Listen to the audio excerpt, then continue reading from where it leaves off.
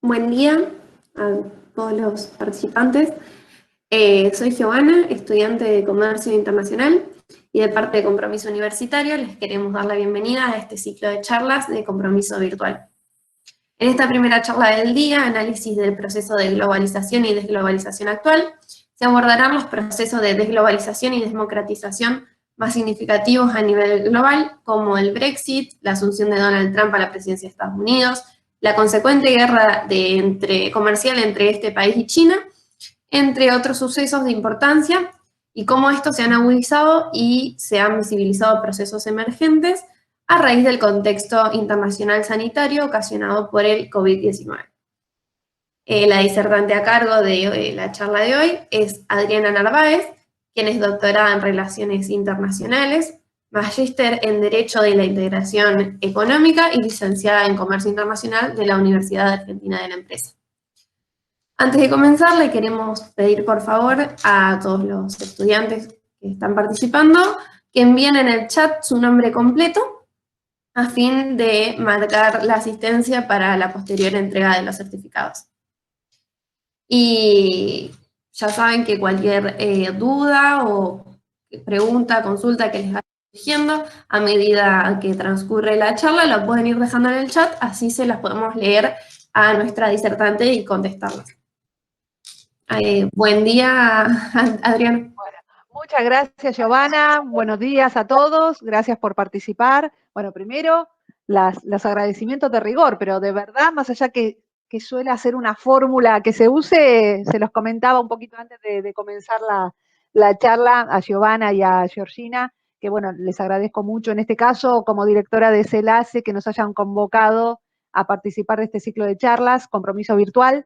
Y realmente me parece un ciclo, estuve viendo un poco todo el abanico de oferta, de charlas y de conversatorios, y me parece excelente. Así que gracias a la Universidad Autónoma de Entre Ríos, a la Facultad de Ciencias de la Gestión y, bueno, puntualmente a la Asociación Compromiso Universitario por armar este ciclo. Me parece interesantísimo lo que hablábamos recién, ¿no? La interacción entre distintas instituciones. Y bueno, gracias a todos por estar acá. Tal como dijo Giovanna, cualquier duda, cualquier consulta, cualquier comentario, interrúpanme, no tengo ningún inconveniente y vamos haciendo un ida y vuelta. ¿Sí? No es la idea hacer un monólogo, sino justamente que en definitiva sea como un disparador, como para que podamos tener de alguna manera un debate de todos estos puntos que Giovanna adelantó y que me parece que son fundamentales para todas nuestras carreras. En realidad son situaciones que se están dando, que son transversales a todas las carreras, en este caso de ciencias de la gestión, ¿no? E incluso otras también, pero bueno, puntualmente para nuestras carreras. Y como bien decía Giovanna, en realidad nosotros vamos a hablar de globalización y de desglobalización. De globalización, evidentemente, se ha hablado mucho más que de desglobalización, ¿no? Pero bueno, vamos a analizar un poquito qué es lo que está sucediendo. Condimentado por este contexto tan particular que estamos viviendo, que es la pandemia. Con lo cual, evidentemente, afecta, en este caso, al comercio internacional, a las relaciones internacionales, a la política, a la economía internacional. Así que, bueno, vamos a tratar de plantear esta situación y a partir de eso pensar algunos escenarios que se están dando y que probablemente se darán teniendo esta plataforma que estamos viviendo. ¿Sí? A ver, una cosa que me parece importante, muchas veces se plantea en todo este año y medio que ya estamos transitando esta situación, se plantean que algunos sucesos han nacido con la pandemia. Y tal vez no sea tan exacto esto, sino que en realidad eran procesos que ya estaban surgiendo, que estaban emergiendo y que evidentemente la pandemia los expuso de una forma mucho más concreta, mucho más brutal en algunos casos. Dentro de estas situaciones encontramos a la desglobalización, encontramos a la democratización, encontramos un debilitamiento de organismos internacionales, en definitiva lo que se conoce como multilateralismo. Y bueno, eso evidentemente va afectando a las distintas regiones y a los distintos países del mundo. y a los distintos bloques comerciales, tal como hoy, o bueno, ya desde hace bastante tiempo. Ahora vamos a indagar un poquito en los antecedentes de todo esto. Ya no podemos solamente hablar de países, evidentemente también tenemos que hablar de bloques, ¿no? Mercosur, Unión Europea, lo que era el NAFTA, que bueno, fue renegociado, aunque lo seguimos conociendo como NAFTA, APEC, que es un esquema en Asia, y demás. Entonces, insisto, creo que este tipo de procesos no han surgido hace un año y pico, ¿sí? Hace un año y medio, un año y unos meses, sino que ya eran procesos que se venían gestando puntualmente desde hace 5 o 6 años. En 2015-2016 hubo un cierto quiebre, expuesto, como bien había planteado Juliana en la presentación, por ejemplo, a través del Brexit, o sea, la salida del Reino Unido de la Unión Europea, el comienzo, ¿no?, de lo que termina siendo una salida en enero de este año. Lo que terminó conociéndose como, bueno, la asunción de la presidencia de Donald Trump en Estados Unidos, que termina también exponiendo de con mayor énfasis lo que luego se conoció como guerra comercial entre China y Estados Unidos. Tal vez hoy no haya cambiado tanto la situación más allá del cambio de administración, y tal vez también esté un poco atemperada por el contexto de pandemia, pero en lo comercial no ha cambiado demasiado ese contexto internacional planteado entre estos dos países. Otro punto también importante, del cual estamos siendo testigos en estos últimos 5 o 6 años, es el pasaje de lo que son consideradas cadenas globales de valor a las cadenas regionales de valor. Y la pandemia lo enfatizó. Y por último, como dije, el debilitamiento de ciertos organismos internacionales, entre ellos el que más vinculación tiene a nuestra carrera de comercio internacional o de economía o incluso de relaciones internacionales de ciencias políticas, es la Organización Mundial de Comercio. Entonces, con esto planteado, y si no hay ningún comentario, como dije, interrúmpanme sin ningún tipo de inconvenientes, vamos a retrotraernos un poquito a ver algunos antecedentes para poder llegar a estos últimos 5 o 6 años y analizar algunas de estas situaciones que nombré, ¿sí? A ver, la globalización, eso también, a veces se plantea que la globalización surge en la década del 90, y en realidad la globalización ya existía de antes. Evidentemente, los medios de comunicación, puntualmente las telecomunicaciones en general y puntualmente Internet, enfatiza la globalización, que básicamente tiene que ver con la interdependencia en distintos aspectos, ¿sí?, de las distintas regiones y países del mundo. En el aspecto interdependencia en el aspecto económico, interdependencia en el aspecto cultural, que eso engloba muchísimas cosas, ¿sí?, entre ellas los usos, las costumbres, que todos más o menos a una determinada edad escuchemos más o menos la misma música, nos vistamos igual, mínimamente en el mundo occidental, ¿sí? Eso es globalización bajado a la realidad. Entonces, que veamos las mismas películas, las mismas series, sea en España, en Estados Unidos, no sé, en Canadá, en Guatemala y en Argentina. Como digo, el mundo oriental, si bien también se ha occidentalizado en gran medida, bueno, tiene algunas connotaciones diferentes. Pero como planteaba recién, evidentemente no es un proceso que comience en 1990. De hecho, si hablamos de la crisis del 29, ¿por qué se extendió alrededor del mundo? Porque en realidad había ya interdependencia. Claramente, la interdependencia, insisto, se incrementa con los medios de transporte, con las telecomunicaciones, pero no es que empezó a existir hace 40 años o 30 años.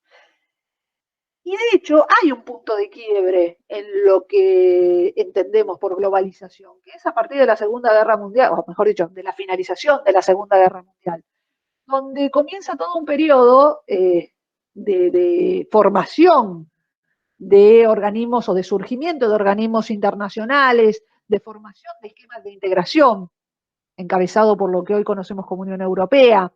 Y en relación a los organismos, En 1945 se crea la ONU, en el 44 se creó el Banco Mundial, el FMI, lo que hoy conocemos como Organización Mundial de Comercio. Entonces, hay toda una serie, insisto, de organismos y esquemas de integración que comienzan a surgir a partir del 45 y que de alguna manera sienta las bases de esa plataforma de la que hablábamos hace un ratito, en la cual se desarrolla el comercio internacional, las relaciones internacionales, la política internacional y la economía internacional del mundo actual. Evidentemente, a partir del 90 sí, hay un nuevo quiebre. No es casual que también fue un momento muy clave en el sentido de finalización de lo que se conocía como Guerra Fría, ¿no? Con la caída del muro de Berlín en 1989, la desintegración de lo que fue la Unión Soviética en el 91. Y entonces desde el 90 hasta el 2015 aproximadamente, hay un incremento muy fuerte de esquemas de formación, de esquemas de integración y de profundización de los que ya estaban, de los que ya existían. Hago un pequeño parate en este punto como para que se entienda bien a qué me estoy refiriendo. A ver, pensemos lo siguiente. En 1990 había alrededor de 40 esquemas de integración. En la actualidad hay alrededor de 300. Y gran parte de ellos se han dado en la década del 90. Entonces, claramente es una tendencia que a partir de la década del 90 como dije recién, se crean esquemas y se profundizan los vigentes. Cuando hablo de profundización, quiero decir, o estoy haciendo referencia a que los países involucrados se comprometieran en mayor medida. Por ejemplo, en la Unión Europea fue, no me voy a meter porque es bastante técnico, pero con teoría de la integración hay una serie de etapas, seguramente de nombre, independientemente de la carrera que estén cursando, las han escuchado. Zona de libre comercio, unión aduanera, bueno, los de comercio internacional, ni hablar, ¿no? Zona de libre comercio, unión aduanera, mercado común, unión económica, bueno. Cada una de esas etapas implica un compromiso para los países que conforman un bloque. Entonces, cuando hablamos de profundización, tiene que ver con justamente esquemas que ya existían, pero a su vez fueron incrementando su compromiso. Fue el caso de la Unión Europea, muy puntualmente, durante la década del 90, bueno, y a partir de ella en realidad, pese a que existía desde 1957. Entonces, formación de algunos que no existían, Mercosur en 1991, caso bien concreto, NAFTA 1994, y otros que ya existían profundizándose. Bien, ese es un punto. Obviamente, mayor interdependencia, como dije recién, por un incremento en el abanico de posibilidades de las telecomunicaciones. Puntualmente, si lo queremos reducir, Internet. Bien. Y este punto que nombré recién, del cual también se está dando una modificación o se está dando un retroceso, que son las cadenas globales de valor. Me detengo un segundito como para plantear en qué consisten las cadenas globales de valor y que quede bien claro qué es lo que luego, cuál es el proceso que luego está retrocediendo, ¿sí? O se está dando un cierto retroceso. Las cadenas globales de valor básicamente tiene que ver con un proceso que se llama deslocalización industrial. ¿Qué quiero decir con esto?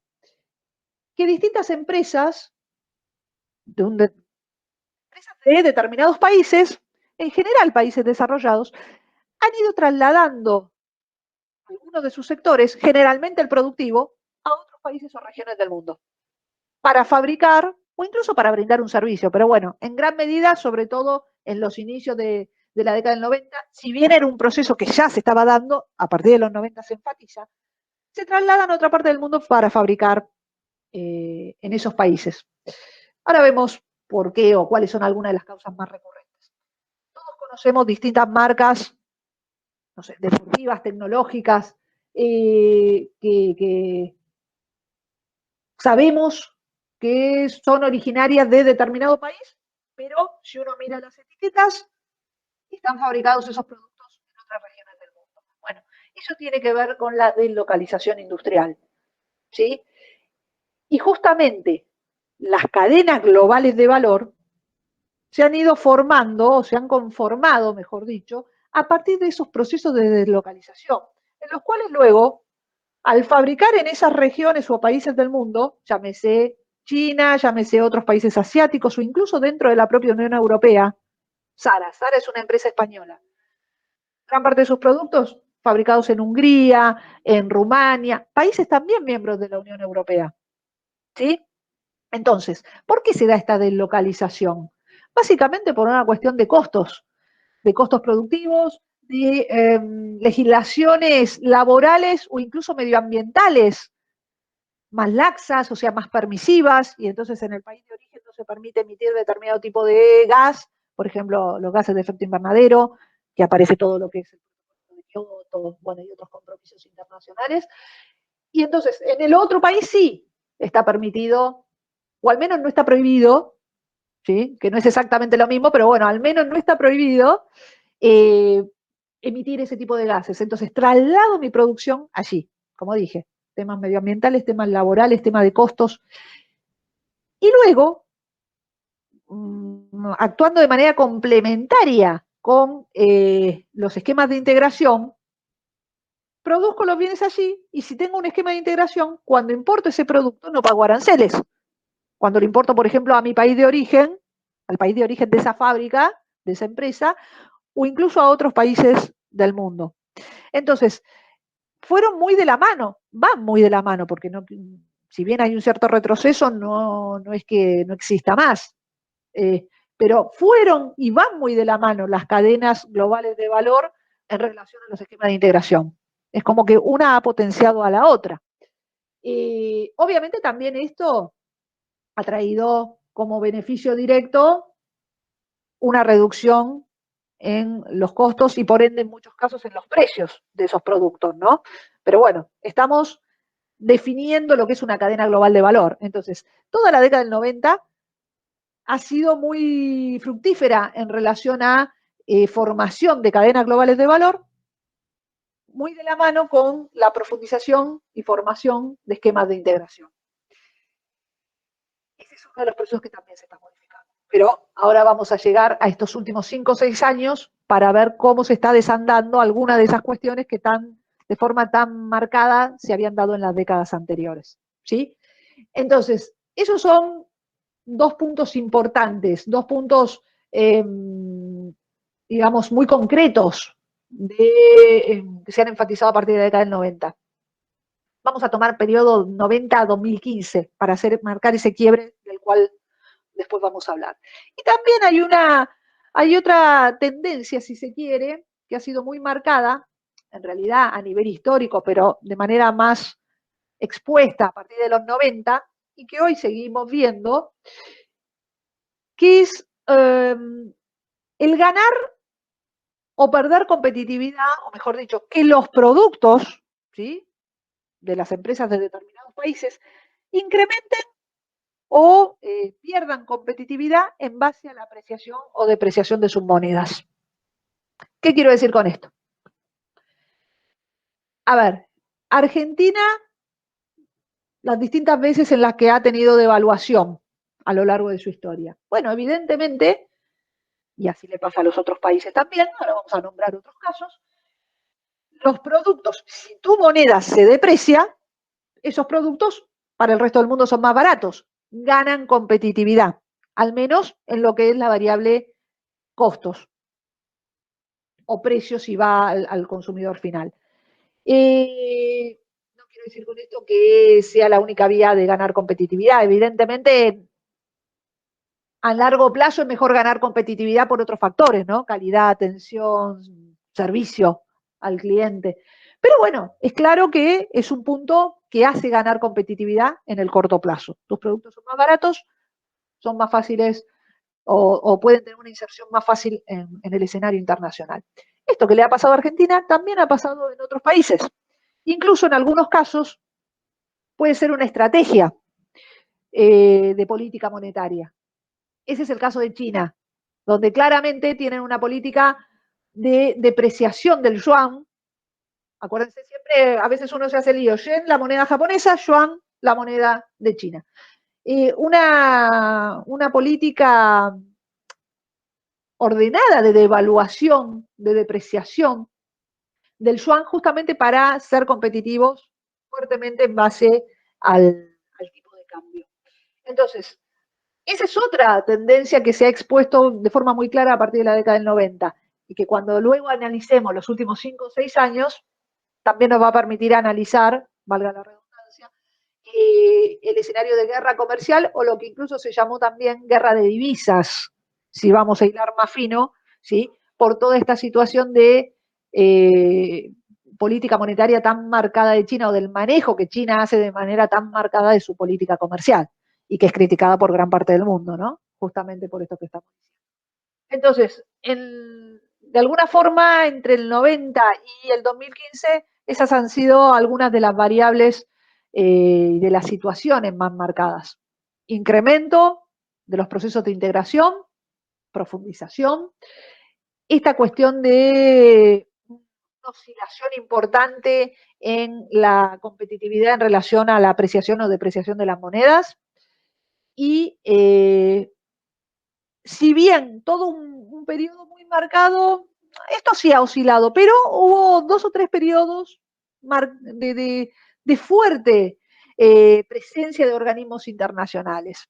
Y puntualmente, si hablamos de la Organización Mundial de Comercio, de hecho se crea la Organización Mundial de Comercio, porque hasta ese momento solo existía un acuerdo que es el GATT, ¿sí? Que esto sí, los estudiantes de comercio lo deben tener muy claro, por las dudas, sin meterme en el aspecto técnico, es General Agreement on Tariff and Trade, el Acuerdo General de Tarifas y Comercio, que es un acuerdo hoy ya dentro de la Organización Mundial de Comercio. Pero la Organización Mundial de Comercio surgió en 1995, o sea que también ahí, como dije recién, se ve claramente un posicionamiento importante en relación a este organismo, ¿no? Que pasaba de ser un acuerdo, no puedo decir un simple acuerdo, porque es un acuerdo sumamente importante, pero pasó de ser un acuerdo a existir como organismo. Está en Ginebra, sucede. Y el GATT fue reformado, bueno, y ya es un acuerdo dentro del organismo. Fue reformado porque también, obviamente, no es lo mismo la situación en la década del 90 que la situación en la década del 40, ¿no? En relación a regular el comercio internacional. De hecho, en ese mismo momento se crea otro, se elabora otro acuerdo que es el GATS, que es lo mismo, pero para los servicios. Sin meterme en Organización Mundial de Comercio, tengamos en cuenta que es el organismo que en definitiva regula el comercio internacional, ¿no? 164 países del mundo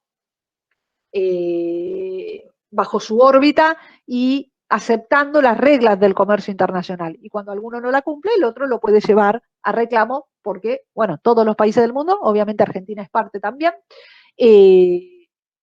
aceptan jugar con esas reglas. Entonces, esos comienzos de la década del 90, evidentemente, el multilateralismo y los organismos internacionales, al menos en los ámbitos en los cuales nosotros estamos hablando, comercio internacional, economía internacional, relaciones internacionales, tuvieron una fortaleza importante, cosa que va a cambiar en estos últimos años también.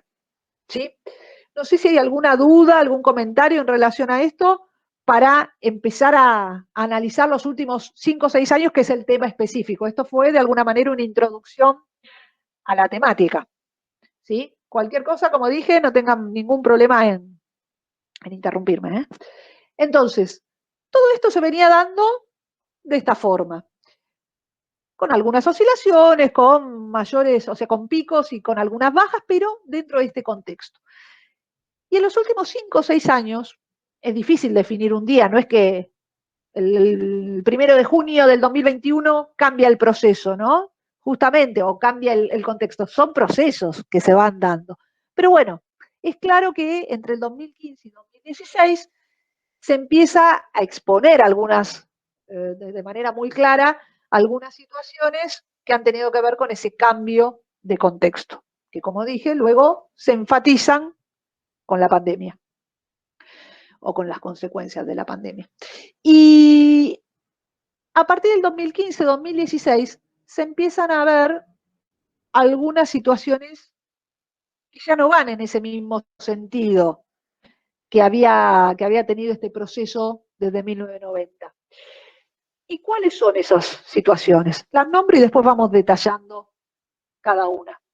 Bueno, 2016 se lleva adelante el referéndum por el cual el Reino Unido se retira de la Unión Europea. Bien. 2016 asume Donald, bueno, en realidad no asume, gana la elección, asume en enero del 2017. 2016 gana la elección Donald Trump en Estados Unidos. Hay todo, si bien es un proceso muy anterior, pero también empieza a exponerse de manera más fuerte todo lo que es el conflicto en Cataluña, en la región de Cataluña en España, con el intento de independencia, que aún hoy continúa vigente. Dentro del Reino Unido mismo, fíjense que ya estaba también de antes y ahora hace unas semanas nada más se volvió a exponer algunos de los países integrantes del Reino Unido queriéndose independizar, puntualmente Escocia, por ejemplo. En unos minutos lo volvemos a tocar este tema cuando ya hablemos puntualmente de este año o de este año y medio. Con lo cual, en definitiva, empieza a darse toda una serie de situaciones que, planteado ese contexto, bueno, obviamente, algo que ya venía también dándose de manera muy clara, que es, digamos, el incremento de poder en el ámbito económico, político de China, ¿sí? Sin lugar a dudas, el rol de China a nivel o a todo nivel en el escenario internacional, que combinado con algunos de los otros factores, evidentemente da lugar a ese escenario de guerra comercial y de guerra de divisas, que no surge de la nada, sino que precisamente tiene mucho que ver con lo que planteaba hace un momento en relación a su política de devaluación, en relación a su política en definitiva de ganar mercados o presencia internacional, teniendo como pilar o como uno de sus grandes pilares el tema de los costos, ¿no? De ahí que enganche con la política monetaria de permanente, mejor dicho, depreciación del yuan. Eso no quiere decir que además China en las últimas décadas y sobre todo en los últimos años también haya o esté, digamos, incrementando fuertemente la calidad de sus productos. Ya no solo basa o no solo está basando su competitividad en el tipo de cambio, también en muchos rubros ha incrementado mucho las calidades de sus productos, ¿sí? De todas formas, el tema del tipo de cambio lo sigue utilizando en gran medida. Y obviamente eso plantea un escenario en el cual es muy difícil para las distintas empresas de los otros países del mundo competir, ya sea por escala, ¿sí? O directamente por el tema, bueno, la escala obviamente lleva un costo menor, pero si además está acompañado de una política monetaria del estilo que planteé, como que conjugan esas dos cuestiones para que realmente sea muy difícil competir contra productos de ese país. En definitiva, empieza a darse todo este escenario y se empieza a hablar fuertemente de desglobalización y de democratización. Yo me voy a abocar más a la desglobalización que a la democratización, pero me parece importante porque ahora vamos a plantear un modelo de análisis de un autor que se refiere a las dos cuestiones y que me parece interesante como para tener de base, porque a partir de ese modelo se pueden analizar diferentes, tomando distintos actores se puede llegar a hacer diferentes análisis, y no solo hoy, se pudo hacer hace 10 años cuando este autor lo planteó, se puede hacer hoy y se podrá hacer en 10 años más. Entonces me parece como un modelo interesante para conocer y para, digamos, repensar algunas de las situaciones del contexto bajo este esquema. Entonces, a ver, ¿qué empieza a pasar? Todas estas situaciones que planteamos. Y aparecen estos primeros indicios de globalización. Y acá tenemos diferentes opiniones. Voy a nombrar algunos autores muy conocidos, muy referentes en el ámbito económico y de relaciones internacionales actual, que ya desde hace años comenzaron a plantear que el proceso se estaba frenando y que incluso se iba a revertir. Yo pienso que los conocen y si no, les los recomiendo porque son autores muy amenos, más allá que a lo mejor algunos de sus papers, bueno, más técnicos, sean un poquitito más, obviamente, más pesados de leer, siempre lo técnico es un poquito más pesado, pero tienen muchos libros y publicaciones más, como dije, más cotidianas, más amenas y de todas formas muy interesantes. Incluso tienen algunos blogs y demás. Uno es Dani Rodrik. Lo voy a anotar por las dudas, si quieren, así queda. Dani Rodrik es un economista turco, pero bueno, profesor de Harvard desde hace muchos años. Pero que sea turco también me parece interesante. Voy a nombrar a otro economista turco, porque también, de alguna forma, si bien el otro es Nuriel Rubini, ahora lo anoto.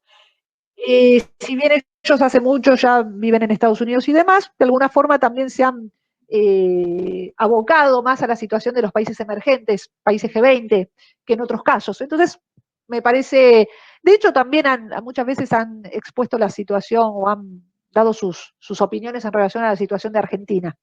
El otro economista,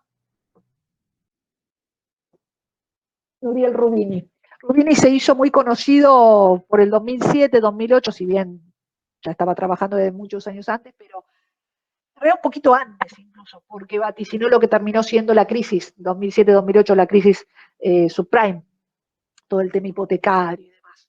Entonces, bueno, ahí ganó más notoriedad. Y ambos trabajan mucho en el tema de globalización.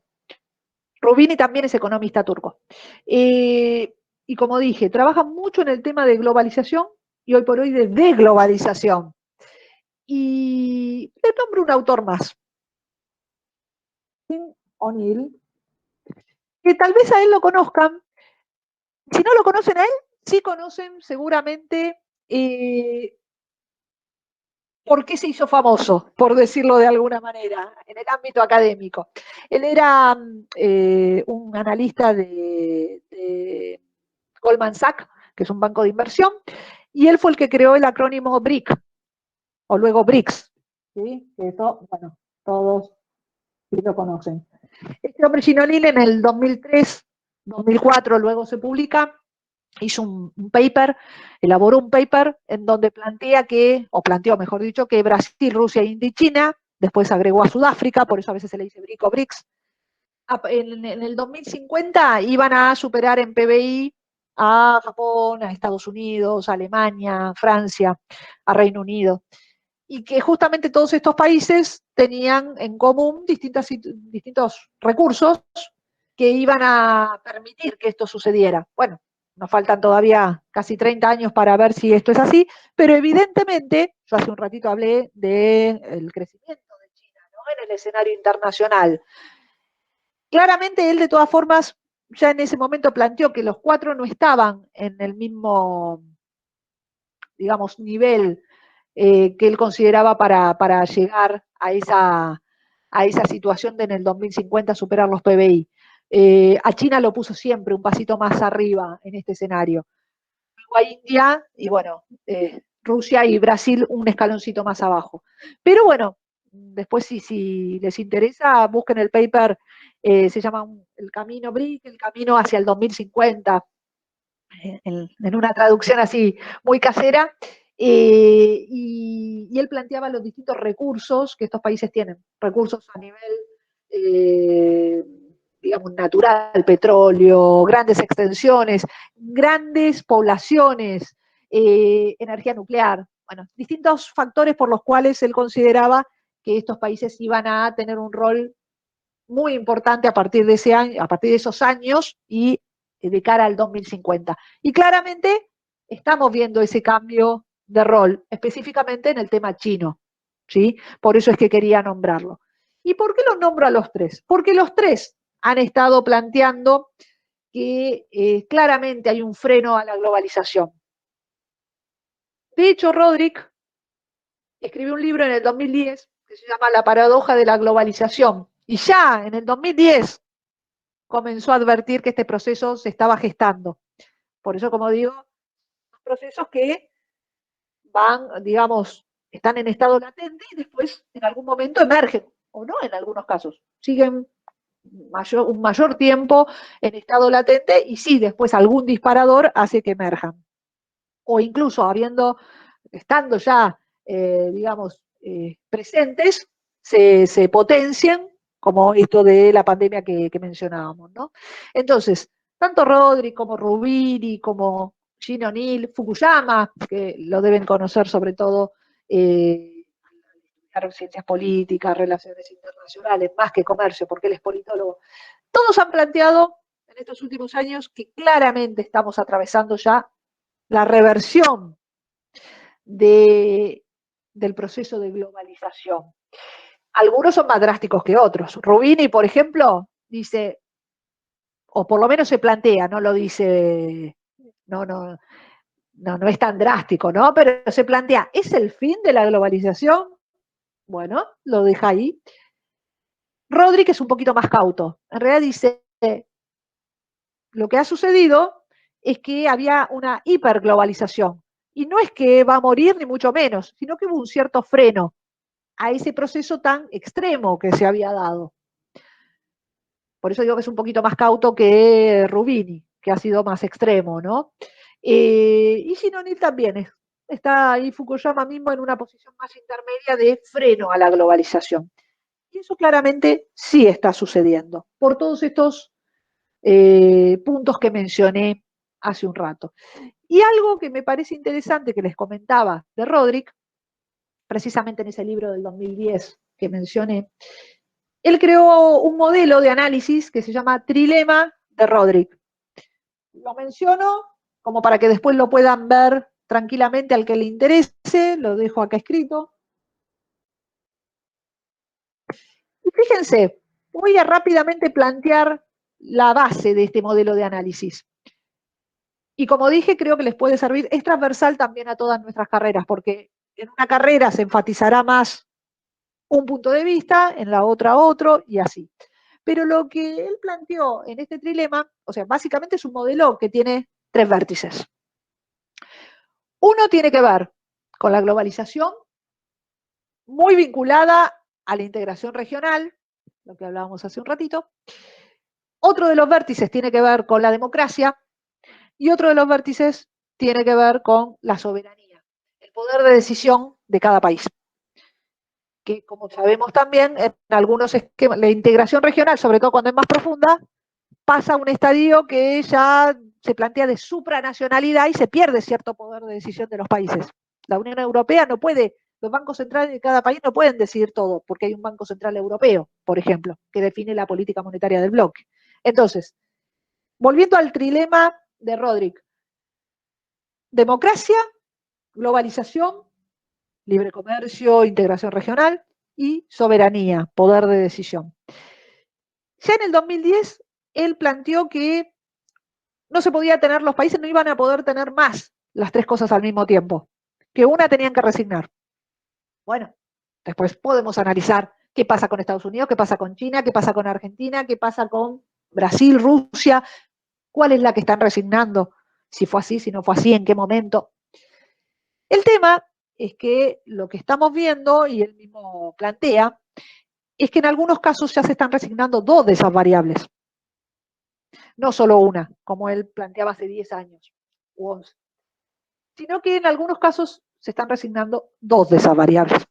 De hecho, Fukuyama, que lo nombré recién, al hablar de democratización, acuérdense que él se va más para ese lado porque es politólogo, Rodrik, Rubini y O'Neill son economistas. Fukuyama habla de un incremento, una mayor presencia de autoritarismo en distintos países del mundo.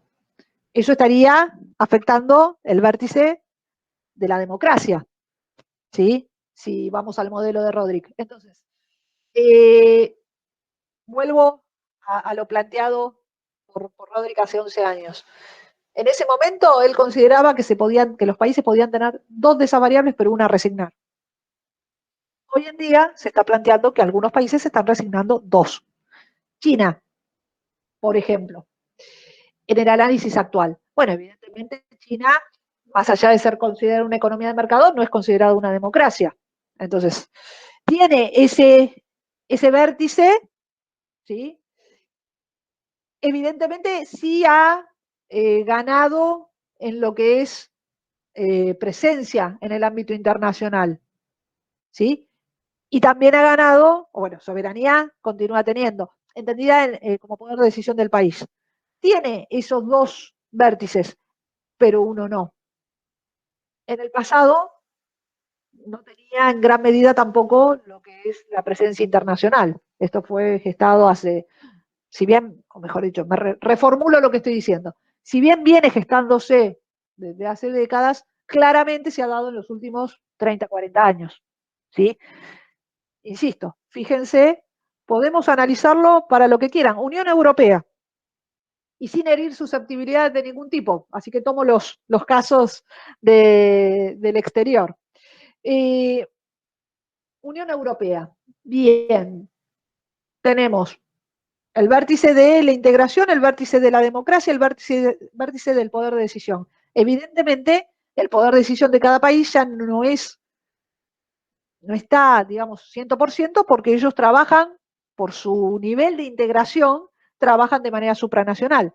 Uno de los factores por el cual el Reino Unido quiso irse era justamente esa dependencia y también el tener que mandar plata al presupuesto comunitario, ¿no? Claramente, pero bueno, esa dependencia en definitiva de lo supranacional, que engloba todo. Entonces, la soberanía en lo que son los países o el poder de decisión de los países integrantes es un punto que está resignado en cierta forma.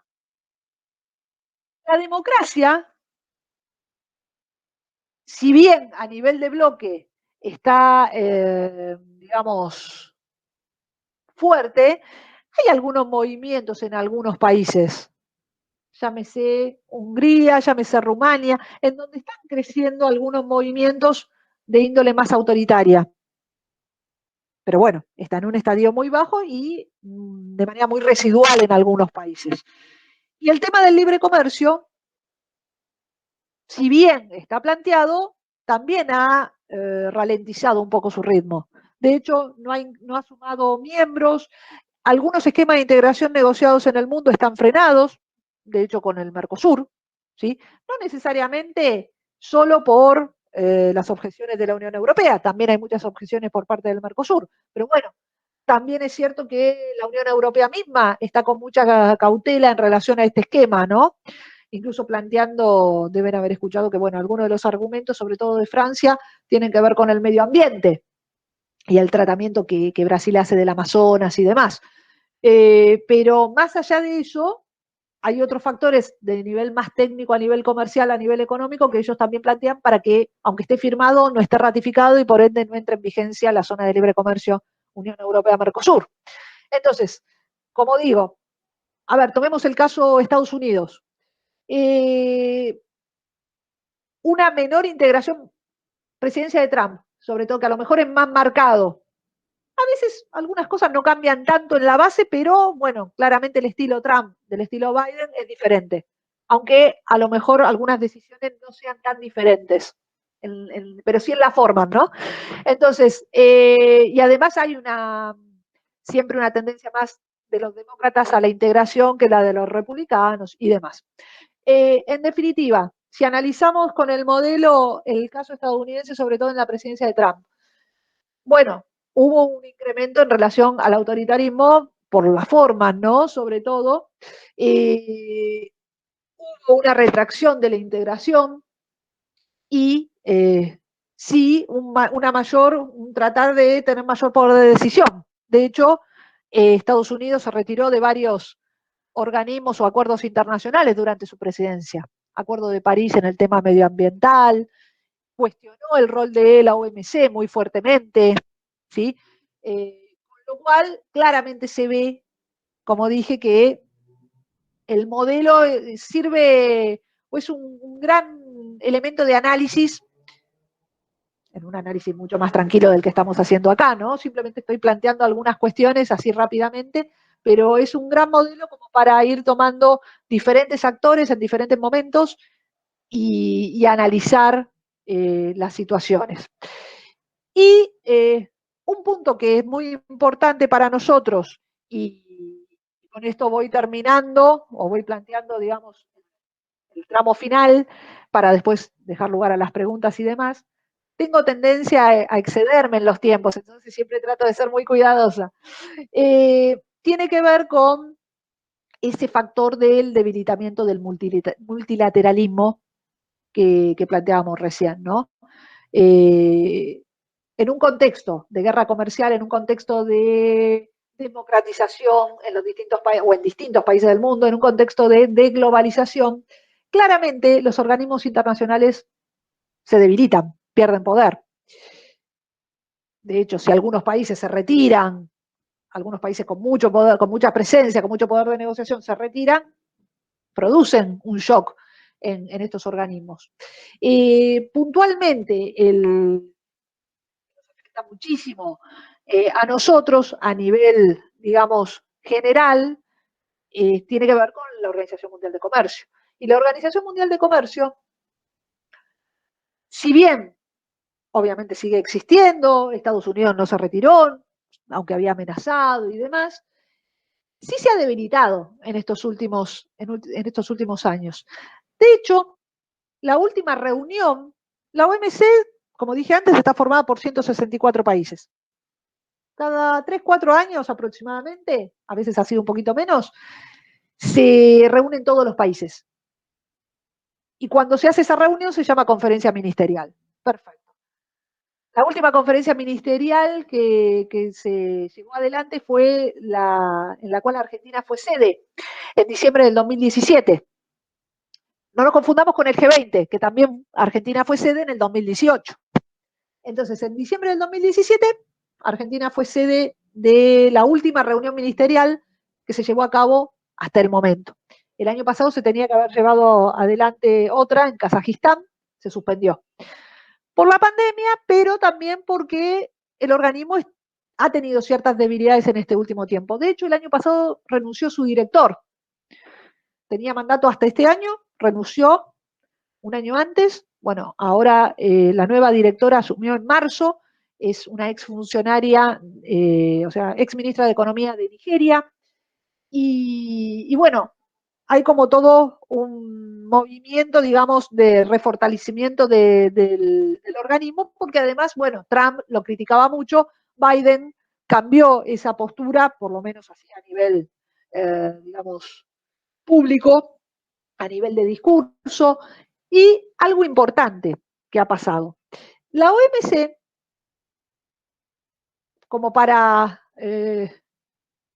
abreviar en gran medida sus funciones, tiene que cuidar porque el comercio internacional sea leal, no legal. Legal se supone que tiene que ser, pero lealtad comercial. Una de las prácticas que es considerada de lealtad comercial es el dumping, ¿sí? Por ejemplo, que tiene que ver con que ingrese un producto a un precio inferior, bueno. Pero también otra de las cuestiones por las que brega la Organización Mundial de Comercio tiene que ver con de alguna manera, cuidar que no se den prácticas proteccionistas, ¿sí? Que los mercados se cierren. Bueno, y cuando esto no pasa, el país que se ve afectado puede reclamar. Para eso hay un órgano de solución de controversias. El órgano de solución de controversias estaba paralizado y de hecho todavía de alguna manera está desde el 2018, porque no se designaban miembros. Estados Unidos era uno de los que no quería designar miembros. Entonces, si bien no se había retirado, es cierto que había paralizado. Al no designar miembros, no había órgano de solución de controversias, por ejemplo.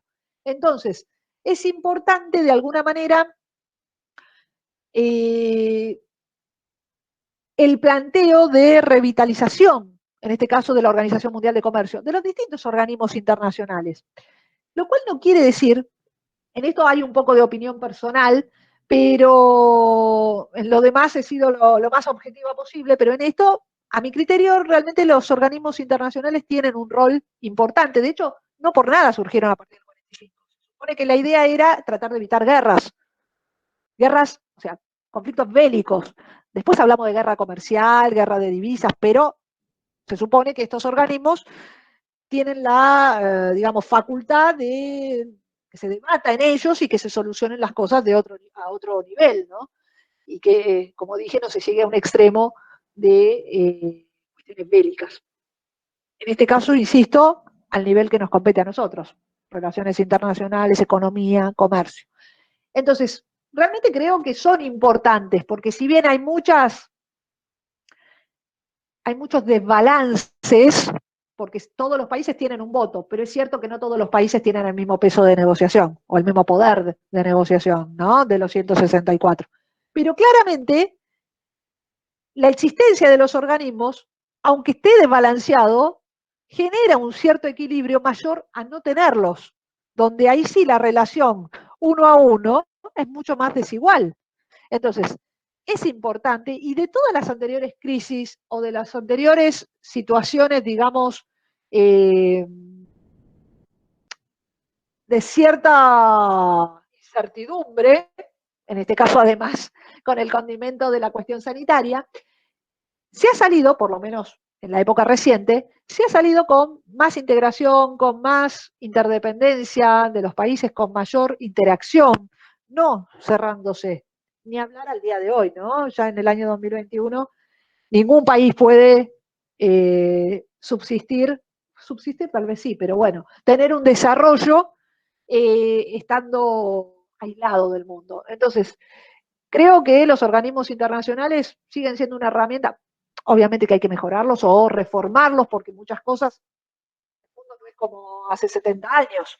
Entonces, sí necesitan ser reformados, sí necesitan ser actualizados, tener más en cuenta las situaciones o los contextos de los últimos tiempos, pero no eliminados, porque en un contexto o en un escenario en donde no existan los organismos internacionales, creo que los países, ya sean los emergentes, ni hablar los que la OMC considera los menos adelantados, tienen menos poder de decisión y en definitiva pueden salir más perjudicados todavía. Entonces, hay muchísimos ejemplos en los cuales aún en estos organismos se han dado situaciones que no iban del todo, no iban acompañando completamente el espíritu del comercio leal, de la situación equitativa en relación al poder de negociación. Pero bueno, considero que de no estar, la situación podría ser mucho peor, porque, insisto, el desbalance es mayor. Estos organismos de alguna manera dan un ámbito y le permite a los países exponer sus situaciones e incluso formar coaliciones dentro de ellos, porque el G20 es una coalición. En este caso también como para plantear un escenario, ojo que hay dos G20, no me voy a derivar para eso, pero hay dos G20, hay un G20, en los dos participa Argentina. Uno es el G20 más de índole política, que es como una ampliación del G7 y G8. Ese fue el que tuvo la reunión en el 2018. Y luego, dentro de lo que es la propia negociación OMC, hay otro G20 en el cual también está Argentina y solo están países no desarrollados, pero muy importantes a nivel agrícola. Entonces, negocian o tratan de negociar algunas situaciones que específicamente les interesa a ellos, como para que se vea muy fácil y poder redondear esta parte.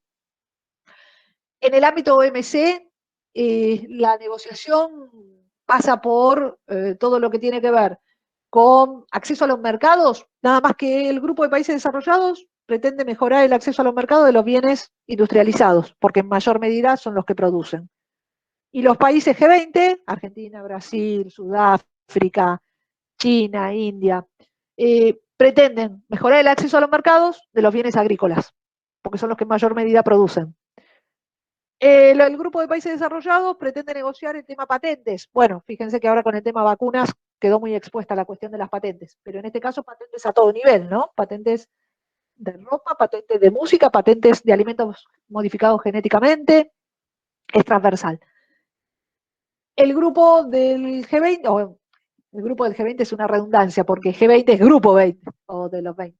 El G20 pretende negociar los subsidios agrícolas, que otorgan mayoritariamente Estados Unidos y la Unión Europea. Bueno, entonces, en definitiva, hay una serie de temas que se vienen negociando y que, como dije, equilibran poder, porque de un lado, básicamente en la negociación está Estados Unidos, Japón, Unión Europea, pero del otro, el G20 en sí mismo no es lo mismo que ir a negociar cada uno por su cuenta.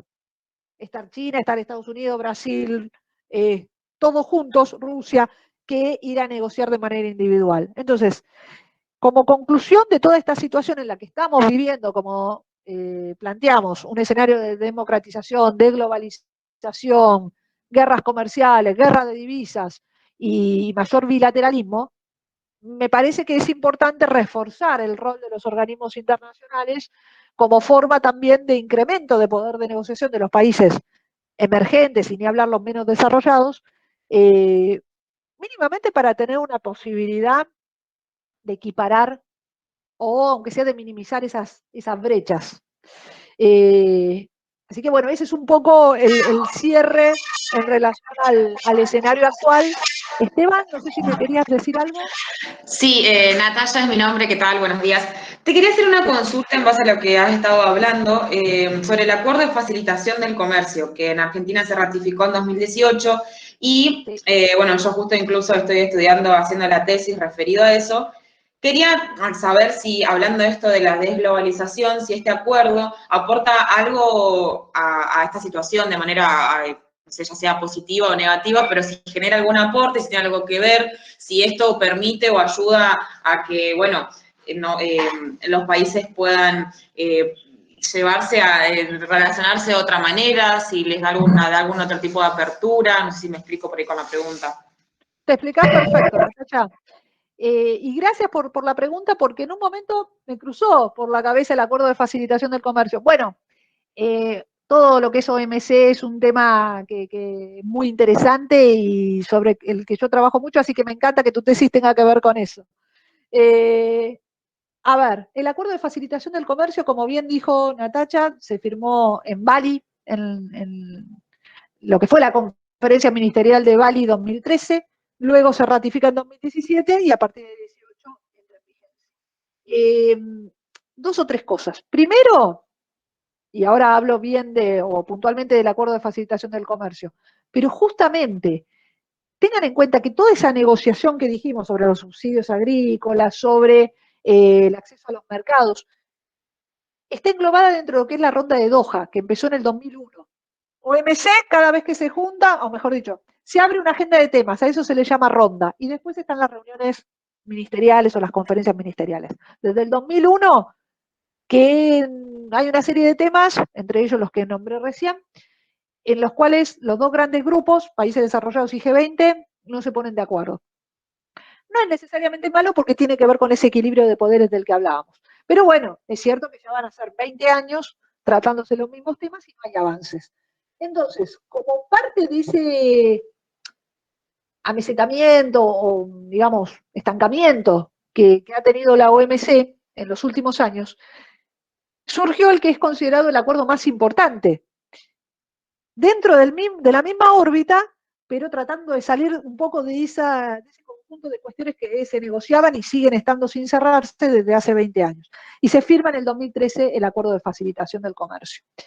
Y es muy importante porque, como dice la palabra, lo que intenta es facilitar el comercio, hacerlo más fluido y, por ende, disminuir costos. Y acá se plantean tres escenarios muy claros, porque no es lo mismo la situación de los países desarrollados, la situación de los países G20, que la situación de los PMA o países menos adelantados, que así le llama la OMC, en relación a lo que pueden hacer para facilitar el comercio. Tengamos en cuenta que según informes de la OMC, una misma operación, hay una pequeña diferencia entre importación y exportación, pero una misma operación en un país desarrollado puede estar alrededor de, o sea, los costos puede estar alrededor de $400, 300. En un país G20, unos 1.800. Y en un país, en un PMA, hasta 4.000, $5.000. Y justo son los que evidentemente tienen gran parte de su población por debajo de la línea de pobreza y demás. O sea que imaginemos que en realidad gran parte de la población no va a poder acceder, en algunos casos no puede acceder a la alimentación básica, mucho menos a otro tipo de productos, y por ende, cuando además el costo se incrementa en gran medida por todo lo que tiene que ver con la burocracia. Burocracia entendida de mal forma, ¿no? Porque el concepto de burocracia original, uno puede estar de acuerdo o no, pero no es lo que después termina uno usando. Pero digo, con tanto papelerío, piensen una cosa, y eso engancha muy bien a la pregunta de Natacha. Uno de los elementos del acuerdo de facilitación del comercio, uno de los elementos más concretos, ¿sí? Porque a veces parece que todos estos acuerdos no tuvieran nada que ver con uno de los países, pero yo soy operadora de comercio internacional, ¿qué tiene que ver conmigo? No, tiene mucho que ver. Porque uno de los elementos, tal vez uno de los más conocidos, es la ventanilla única. En cada país fue tomando un nombre distinto. Ventanilla única de comercio exterior, y entonces se le dice BUCE, BUCEA, era ventanilla única de comercio exterior argentino. Bueno, en los distintos países del mundo, con una palabra más, una palabra menos, es el concepto de ventanilla única. Y como bien dice la palabra, ¿cuál es la idea? Que haya una única ventanilla donde vos como operador de comercio exterior presentes todos los papeles. Y ojo, que tampoco ya haya tantos papeles. Ahí está el tema también. La digitalización va de la mano también con la facilitación. Entonces, que haya una sola ventanilla, idealmente virtual, pero mínimamente, si no, aunque sea físicamente, porque cada país va teniendo su ritmo, ¿no? Que yo tenga que presentar los papeles en un solo lado. Hay países que, está también en los informes OMC, que tienen hasta 17 oficinas en las cuales hay que presentar generalmente casi lo mismo.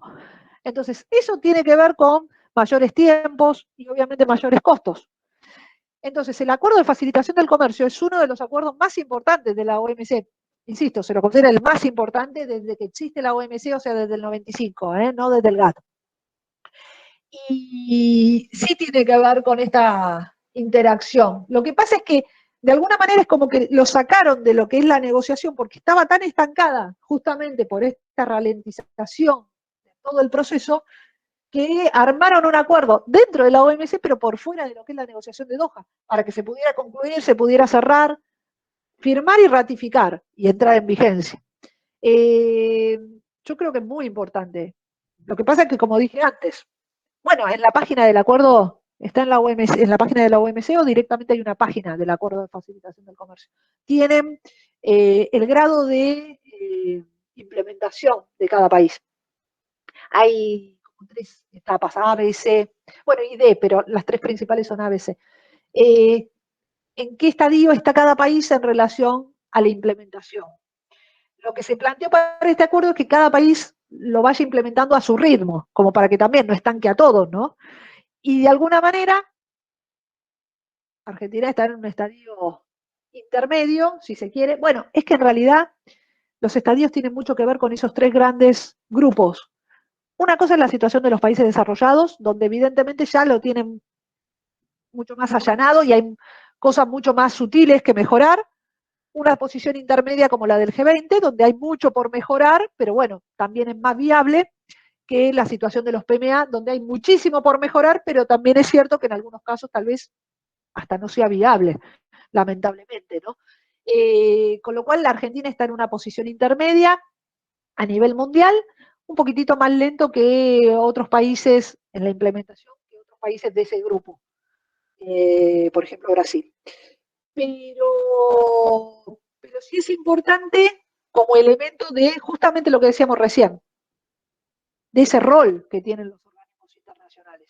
Así que, Natacha, como para responder tu pregunta puntualmente, yo creo que es un acuerdo muy importante en lo concreto de la actividad de los operadores del comercio internacional y que puede traer mucho, puede no, ya está trayendo muchos beneficios en los distintos países y ojalá se pueda, digamos, implementar en mayor medida en Argentina y que también podamos todos aprovechar, porque además Argentina también tiene que ser, los productos argentinos tienen que ganar competitividad y parte de esa competitividad tiene que ver con todo este tema de exceso de papeleo, tramiteríos y demás.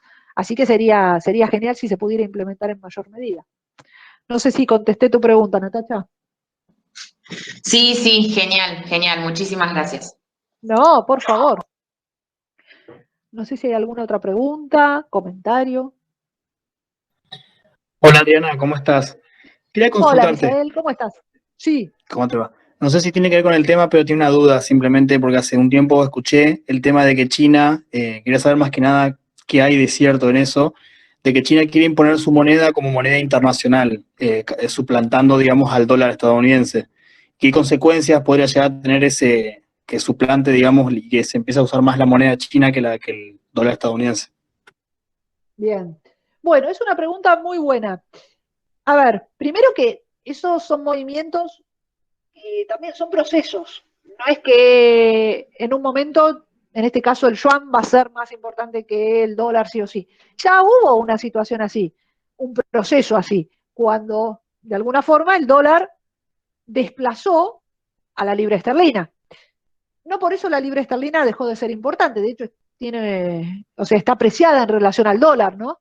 Es más cara que el dólar. Pero son procesos.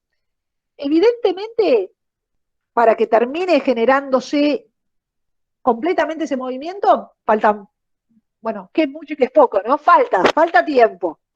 Va de la mano de lo que hablábamos recién con la proyección de O'Neill y, por ejemplo, el PBI chino, ¿no? Sí es cierto algo, que es un pequeño indicio, y me parece bien concreto. El FMI usa para sus registros de las deudas y de los créditos que otorga y demás, un elemento que se llama derechos especiales de giro. O sea, cuando vemos que, no sé, Argentina recibió tantos millones de dólares, en realidad no son millones de dólares, son derechos especiales de giro. Lo que pasa es que no lo van a poner en un diario, si es una publicación técnica, sí, pero si no, no va a poner en una tapa derechos especiales de giro. Mucha gente puede no saber qué es. Pero, en realidad, el FMI no usa ni el dólar, no usa ni la libra esterlina, no usa el euro, usa un elemento que es, se le dice moneda fiduciaria porque no existe en la realidad, que es el derecho especial de giro. Y el derecho especial de giro está conformado por una canasta de monedas.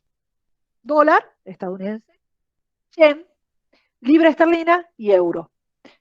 Y hace unos años incluyeron al yuan.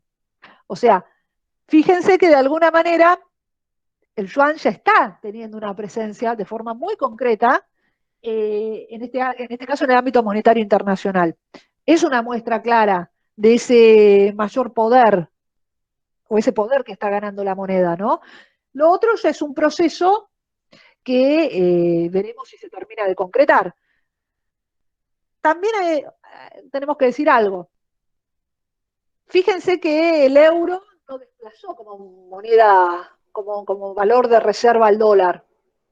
A ver, lo pudo haber desplazado en un porcentaje muy pequeño, pero no lo reemplazó, ¿sí? Y el yen tampoco lo ha logrado hacer. Y ahora el yuan, es probable que en el mercado asiático sí, en principio. ¿Qué quiero decir con esto como moneda de reserva? En Latinoamérica, por ejemplo, ¿en qué se ahorra en general? En dólares. En Asia, una moneda de reserva es el yen, claramente. Pero, por ejemplo, en Europa o en América, no lo hemos tomado como moneda de reserva.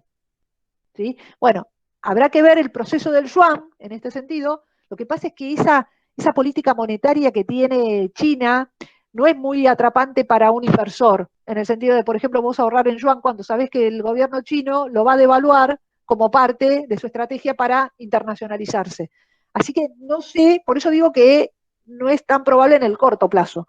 Ya en el mediano o en el largo, bueno, hay cosas que no podemos analizar porque el mundo es muy cambiante y demás, pero en el corto es bastante difícil que suceda de esa manera. Lo cual no quiere decir que ya se haya reconocido y que sea una realidad que el yuan está teniendo una mayor participación en el comercio y en la economía internacional, y eso del FMI lo deja en claro.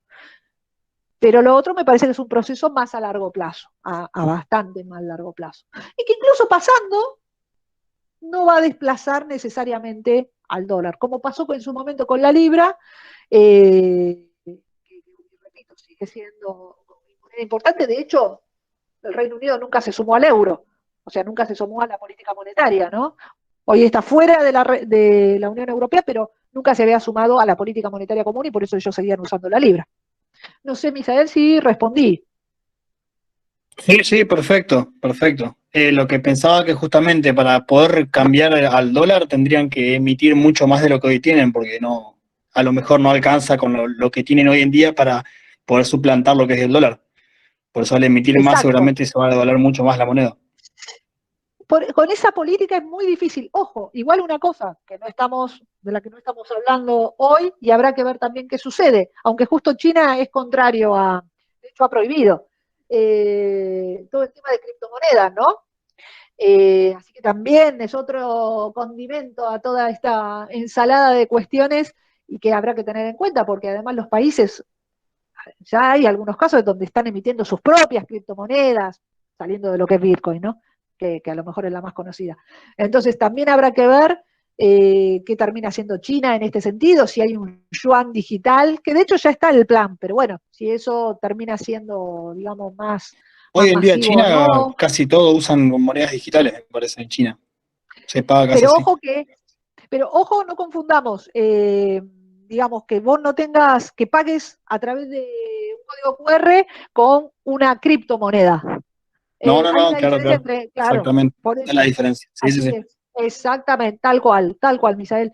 Pero a la vez China prohíbe o quiere prohibir al Bitcoin.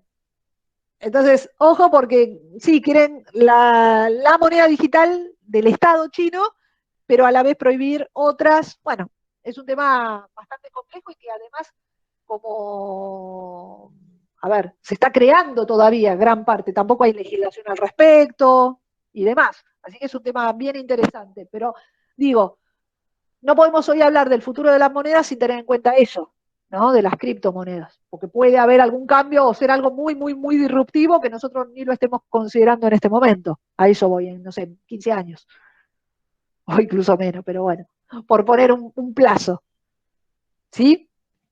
Muchísimas gracias. No, por favor. ¿Alguna otra pregunta, comentario?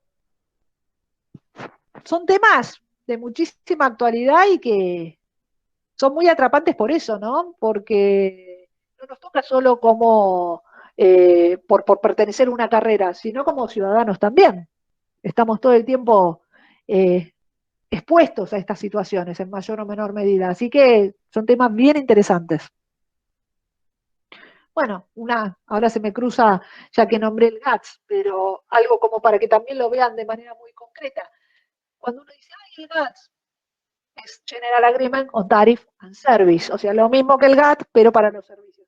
Ay, ¿qué tendrá que ver conmigo? No tiene nada que ver conmigo, no estudio comercio, no trabajo en comercio. Bueno, generalmente todo el mundo tiene Netflix, Spotify. ¿Y qué regula la comercialización internacional de servicios? El GATT. Está bien, uno no porque bajó Netflix y lo paga mensualmente, no piensa que está regulado por el GATT. Pero estamos más en contacto de lo que creemos, a eso voy. Incluso simplemente por ser ciudadanos del siglo XXI.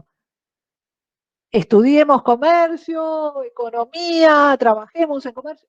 Más allá de eso, estamos expuestos a este tipo de acuerdos y nos llega de forma mucho más directa de lo que a veces pensamos. Así que es importante también verlo de esa forma, no de manera tan abstracta, porque no son tan abstractos como parece. ¿Alguna otra duda, comentario, Giovanna? No, que sí, que totalmente de acuerdo con eso que decís. A veces uno estudia como esas cosas que pasan allá, pero no pasan allá, nos pasan a todos, digamos. A Pero todos. por eso es como que ahí está bueno esos ejemplos que diste, porque es como que ahí lo internalizás y decís, ah, sí, mira, tiene que ver con lo que yo hago o con tipo mi cotidianeidad, esto me afecta, digamos, Exacto. eso está muy bueno.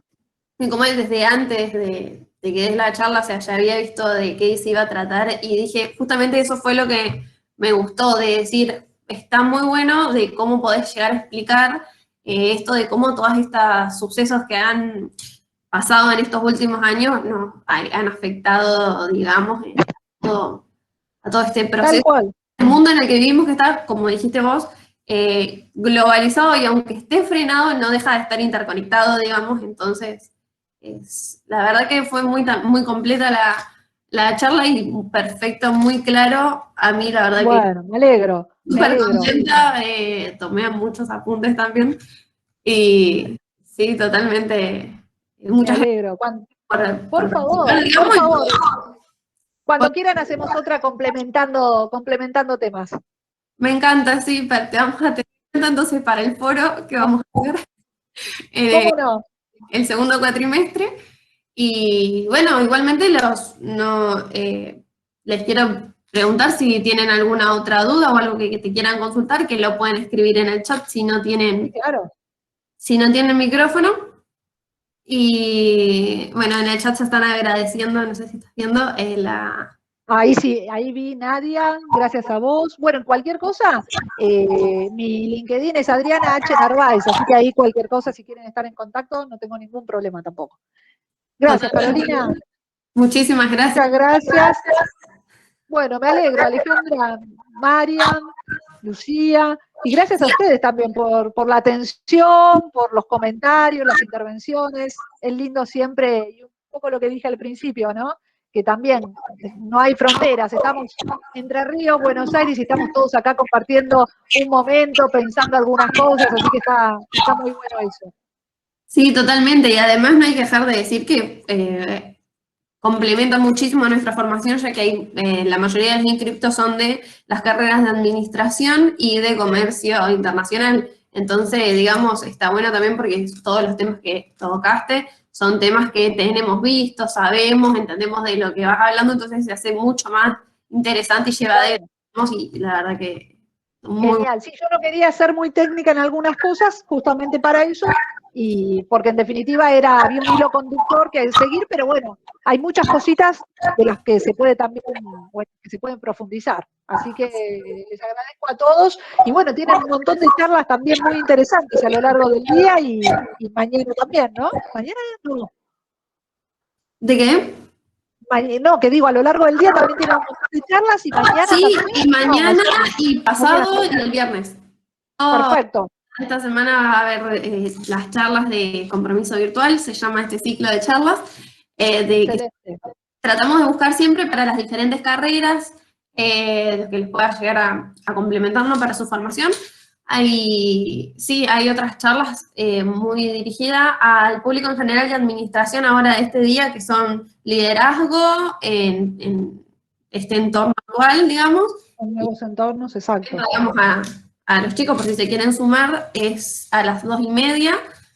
Y sobre Entrepreneur, que es sobre emprendimientos y esas cosas, y sobre resolución de conflictos y comunicación efectiva, y eso es la última charla del día de hoy, que está muy bueno el programa que hemos armado en este ciclo, así que está buenísimo que lo aprovechen, digamos, y que se sumen los estudiantes. Sí, la verdad que sí. Bueno, y yo después voy a difundir porque la verdad que se merece, cuando se arman estas cosas tan interesantes, es lindo que mucha más gente se entere y que, bueno, en este caso, después sigan las actividades que organizan y demás. Muchísimas gracias, sí, por la difusión, digamos, y por... No, por favor. Por favor, gracias a ustedes, gracias por los lindos comentarios que están dejando, y bueno, los saludo y seguramente nos encontremos en cualquier momento. Excelente, muchísimas gracias. Bueno, muchas gracias. Dejen en el chat si a alguno le faltó poner el nombre completo, así le marcamos la asistencia y bueno, ya podemos dar por finalizada la charla. Muchas gracias a todos. Excelente. Muchas gracias a ustedes. Hasta luego. Nos vemos, Adriana. Adiós. Gracias.